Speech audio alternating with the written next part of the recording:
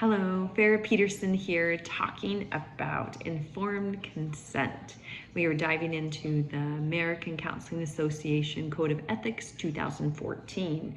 We are talking about A2A specifically, informed consent.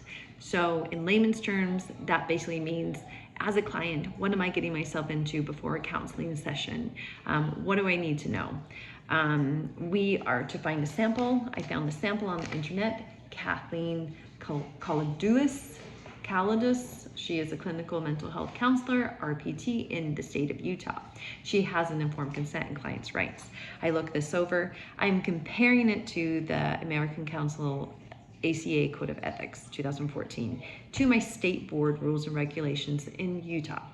I was happy to see that my state board was one of the 19 out of 52 states that adopted the ACA Code of Ethics 2014, and we adopted the legal and ethical decision-making model from Forrester, Miller, and Davis in 2016.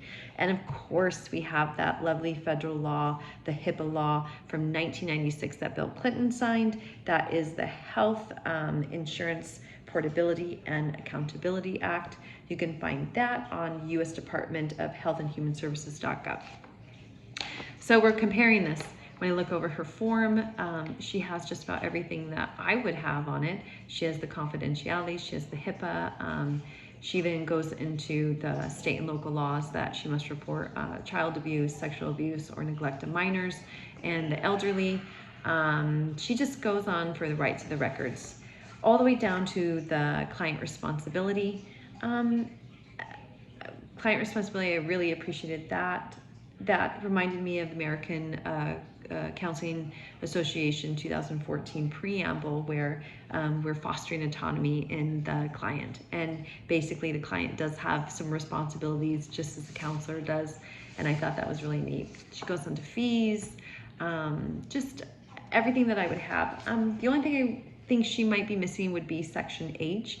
I'm a little bit unsure of why she wouldn't have distance counseling, technology and social media in there. We just went through a pandemic, and I know a lot of counselors or mental health practitioners were not able to see their clients and had distant learning. So it is from my understanding of section H, it is a choice of the client to either have distance learning or in-person learning. So she doesn't have anything about that. There's no H2A informed consent or disclosure on here. So that would be the only thing I think that she's missing. I'm going to end with two things. This is by Barnett, Bucky, Johnson, Green, and Wise from 2007. This is about informed consent as a process, and I really resonated with this. I found this in an article, Frontiers in Psychology, in 2016. This article was by Blease Kelly and Lillian Field, and they quoted Barnett on this informed consent as a process. And I love this because they were saying that just natural procedures of just writing all of this stuff down, just having this here and having the client sign it was just not enough. There were a lot of misconceptions with the counseling theories and integration and laws, and they were saying that what needed to be done was a combination of written and communication to the client, and I really agree with that.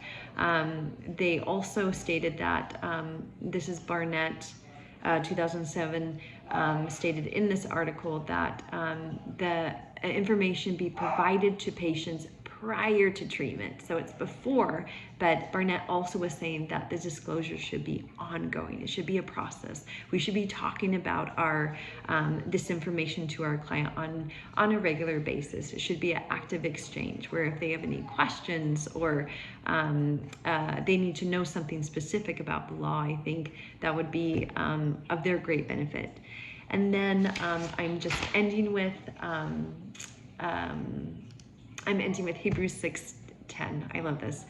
God is not unjust. He will not forget your work and the love you have shown him as you have helped his people and continue to help them. So what I'm seeing in this scripture I love is that I'm seeing help twice. Shown him as you have helped us. People continue to help them. So all of this is just, it's helping one another. And what is this informed consent? Basically what it is we're helping our client understand the counseling process, helping them make an informed decision. And I just felt like we as counselors are set out to help people, and what a great thing to do, this informed consent from a Christian worldview, just to start with saying, here it is, I want to communicate with you verbally and lawfully to help you make an informed decision. So I just really resonated with that, and yeah, so thank you so much.